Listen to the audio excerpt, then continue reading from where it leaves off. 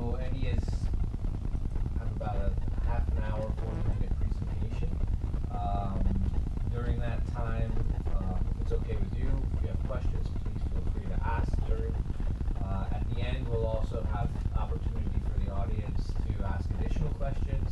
After that, we'll close the room. We'll ask the guests to leave, and the committee will continue to ask any questions until we're satisfied. So, with that, hand it over to Andy. All right. Thanks everybody for being here today for my thesis defense, which I've entitled the lengthy title of Pathobiological Mechanisms and Treatment of Electrophysiological Dysfunction Following Primary Blast-Induced Traumatic Brain Injury.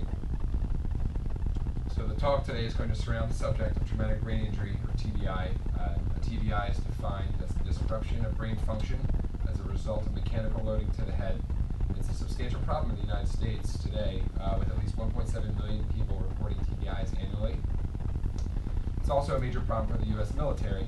Since the year 2000, nearly 358,000 TBIs have been diagnosed amongst the 4 branches of the military, and the major cause of these TBIs has been attributed to bomb blast exposure.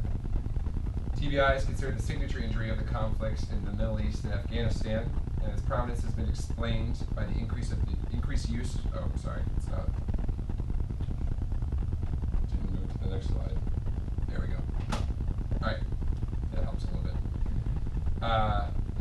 It's been attributed to the increased use of improvised explosive devices, or IEDs, an increase in general awareness and surveillance of TBI, and enhanced protection against shrapnel. From an economical perspective, hold on a second. Dave, can you hear us? Just showed up that he joined the meeting and on the screen. He's probably getting us. Yeah. From an economical perspective, the cost of care for TBI within the military was estimated at $646 million in the year 2010, and veterans who have been diagnosed with the TBI were found to have medical costs 4 times greater than those who had not sustained a TBI.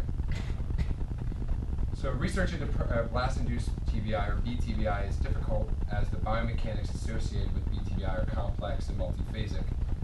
Primary blast injury consists of the supersonic shock wave interacting with a person's skull and brain. In this image to the right, you can see the shock wave denoted by this red arrow. If you watch this video of a controlled IED detonation carefully, you'll see the shock wave as it expands spherically from the point of detonation, starting here, and it will expand spherically out. It's going to be fast, though.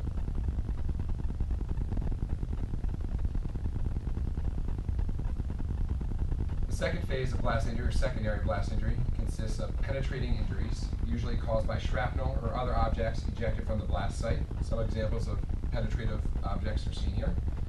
Advancements in helmet technology have been successful in preventing penetrating brain injury, as only 1% of military TBIs are penetrative.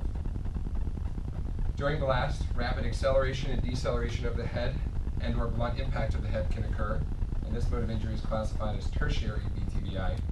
Now, tertiary injury is analogous to civilian TBI loading that could be experienced in sports injuries, automotive accidents, or falls. The final phase, quaternary phase. Dave, can you hear us? Quaternary phase of blast injury includes all other types of injuries, including burns, toxic inhalation, and radiation exposure, amongst others. Penetrating and inertia-driven injuries have been well studied in literature and are known to be injurious to the brain. However, the effect of primary blast injury still remains debated. So thus, the motivating question I set out to answer with this thesis was, does primary blast injury in isolation affect neuronal function? This thesis takes a 2-pronged approach to reduce blast-induced TBI. First, by informing the development of novel protection equipment in terms of better understanding of how primary blast deforms brain tissue, and identifying tissue-level exposure thresholds at which primary blast can induce neurological dysfunction. Secondly, this research will inform critical care practices and treatment strategies for BTBI by improving evaluation protocols used by medical care professionals, informing rest periods after exposure, investigating cellular mechanisms behind blast-induced neurological dysfunction, and proposing novel therapeutic strategies. So the following studies were designed with those goals in mind. The first aim of this thesis will be to quantify the deformation pattern of brain samples under experimental in vitro primary blast loading. Secondly, we will characterize the effect of primary blast on neuronal function. Third, we will shift our focus to explore the potential cellular mechanisms behind blast-induced neuronal dysfunction. And lastly, we will characterize the therapeutic effects of phosphodiesterase 4, or PD4 inhibitors against in vitro primary blast injury. So he can hear and see. You can hear and see? All right. Before we dive into the specific games, I want to cover two continuous concepts that will be employed throughout the thesis. First, our in vitro primary blast injury model, and second, our brain slice culture model. So the injury model, we used a gas-driven shock tube to deliver shockwave exposures to cultured brain slices, which are housed in a custom-built sample receiver. You can see where the samples are maintained in the receiver. We can characterize the injury inputs at both the shock tube exit and at the level of the receiver using pressure transducers. To the left, you can see an example of an in-air pressure trace and in-fluid pressure trace below. The in-air shock wave resembles the theoretical depiction of a shock wave known as the Friedlander curve. Inside the fluid, the transient is no longer considered a shock wave, but it's more simply just a pressure wave. The observed pressure profile, which we report here, at the sample, mimics intracranial pressure profiles measured within a rat head under whole head shock loading. We quantified 3 parameters of the pressure transients: peak pressure, duration, and impulse, or more simply, the area underneath the curve. Our blast parameters mimic realistic blast intensities observed on the battlefield. Seen to the left is the range of blast parameters generated in air and in fluid with our system. Using a conventional weapons effects program, or CONWEP, we can compare our exposure profiles to munitions detonations at various standoff distances. We found that we can generate a range of real-world exposures conditions from mild to severe in intensity. Now, the major benefit of this system is that it prevents any inertia-driven deformation by limiting bulk motion of the sample, exposing tissue to pure primary phase loading. Secondly, it provides a biofidelic barrier between the sample and the shock wave, which helps to recreate the similar loading profile on the tissue sample as observed in the whole brain. And lastly, the inclusion of the large receiver underneath the sample,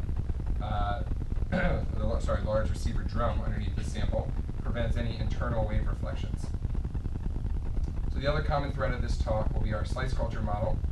It's known that common symptoms of non-penetrating BTBI include memory loss and loss of spatial navigation. This profile of symptoms implicates the brain region known as the hippocampus in the sequela of BTBI, as it is the major region for memory and spatial learning. For all of the following studies, we used a rat organotypic hippocampal slice culture model. This process consists of excising hippocampi from rat pups, cutting them into thin sections before plating onto millipore plastic membranes. Here we can see the location of the hippocampus within the rat brain and a diagram of the slice below it. To the upper right, we provide an image of the slices growing on a millipore plastic membrane. Here we see a micrograph of a single healthy slice about 2 to 4 millimeters in length. And at the bottom right, we see a Nissl-stained image showing locations of cell bodies within the slice. Okay. Now we're going to transition to AIM 1, where we will quantify the deformation pattern of our slice cultures under primary blast loading. This process consists of filming slices exposed to blast using stereoscopic high-speed cameras, filming at 5,000 frames per second. Here you can see the video of the first 30 milliseconds of a blast exposure with the slice located at the center of the millipore membrane. I'll start it right now. Immediately prior to injury, the slice cultures are spray painted with a fiducial pattern, which are the black specks that you see on the membrane there. We can use digital image correlation, or DIC, to map unique measurement areas for facets across the slice. The facet locations within the two cameras are converted into 3D coordinates in space and tracked throughout the exposure. The deformation gradient, or what we're calling F down here, is then calculated for each facet at each time step. Using the definitions of the deformation gradient and the definition of the right Cauchy-Green strain tensor, we were able to calculate U, or the right stretch tensor, which is more simply the square root of C. The first eigenvalue of U is reported as the maximum principal strain, which we then averaged across the slice at a given time step. In the bottom right, you can see an example image of all the facets mapped across a single slice, displaying the maximum principal strain at a given time step. Here, we have plotted the average strain history, maximum principal strain on the y-axis and time on the x-axis. For a sample exposure, to demonstrate the progression of strain over time, we see the average strain over the first 150 milliseconds following blast, represented by the black line, and the corridor surrounding the average strain represents plus or minus 1 standard error. We observed that peak strain magnitudes occur around 20 milliseconds, and it's important to note that this is well after the in-fluid pressure pulse has transited the sample, which occurs around 3 milliseconds, so somewhere in this area.